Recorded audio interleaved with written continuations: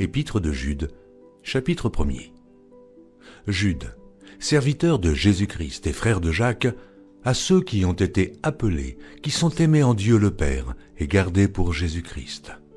Que la miséricorde, la paix et la charité vous soient multipliées.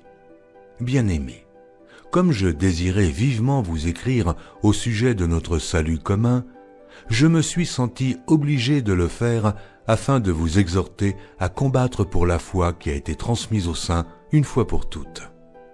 Car il s'est glissé parmi vous certains hommes dont la condamnation est écrite depuis longtemps, des impies qui changent la grâce de notre Dieu en dissolution et qui renient notre seul Maître et Seigneur Jésus-Christ.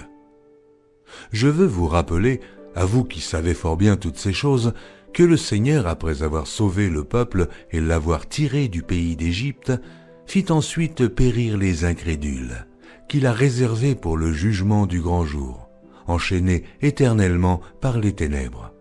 Les anges qui n'ont pas gardé leur dignité, mais qui ont abandonné leur propre demeure. Que Sodome et Gomorrhe et les villes voisines qui se livrèrent comme eux à l'impudicité et à des vices contre nature sont donnés en exemple, subissant la peine d'un feu éternel. Malgré cela, ces hommes aussi, entraînés par leur rêverie, souillent pareillement leur chair, méprisent l'autorité et injurient les gloires. Or l'archange Michel, lorsqu'il contestait avec le diable et lui disputait le corps de Moïse, n'osa pas porter contre lui un jugement injurieux, mais il dit « Que le Seigneur te réprime ». Eux, au contraire, ils parlent d'une manière injurieuse de ce qu'ils ignorent, et ils se corrompent dans ce qu'ils savent, naturellement, comme les brutes. Malheur à eux, car ils ont suivi la voie de Caïn, ils se sont jetés pour un salaire dans l'égarement de Balaam, ils se sont perdus par la révolte de Corée. Ce sont des écueils dans vos agapes, faisant impudemment bonne chère, se repaissant eux-mêmes.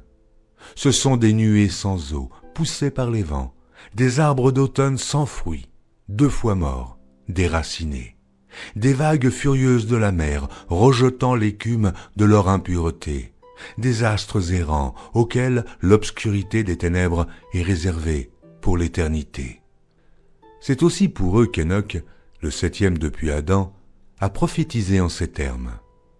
Voici, le Seigneur est venu avec ses saintes myriades pour exercer un jugement contre tous et pour faire rendre compte à tous les impies parmi eux de tous les actes d'impiété qu'ils ont commis et de toutes les paroles injurieuses qu'ont proférées contre lui des pécheurs impies. Ce sont des gens qui murmurent, qui se plaignent de leur sort, qui marchent selon leur convoitise, qui ont à la bouche des paroles hautaines, qui admirent les personnes par motif d'intérêt.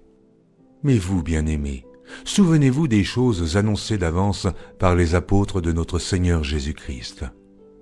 Ils vous disaient qu'au dernier temps, il y aurait des moqueurs, marchant selon leur convoitise impie. Ce sont eux qui provoquent des divisions, hommes sensuels, n'ayant pas l'esprit. Pour vous, bien-aimés, vous édifiant vous-même sur votre très sainte foi et priant par le Saint-Esprit, maintenez-vous dans l'amour de Dieu en attendant la miséricorde de notre Seigneur Jésus-Christ pour la vie éternelle. Reprenez les uns qui contestent, sauvez-en d'autres en les arrachant du feu, et pour d'autres encore, ayez une pitié mêlée de crainte, haïssant jusqu'à la tunique souillée par la chair. Or, à celui qui peut vous préserver de toute chute et vous faire paraître devant sa gloire irrépréhensible et dans l'allégresse, à Dieu seul, notre Sauveur, par Jésus-Christ notre Seigneur, soit gloire, majesté, force et puissance, dès avant tous les temps et maintenant, et dans tous les siècles. Amen.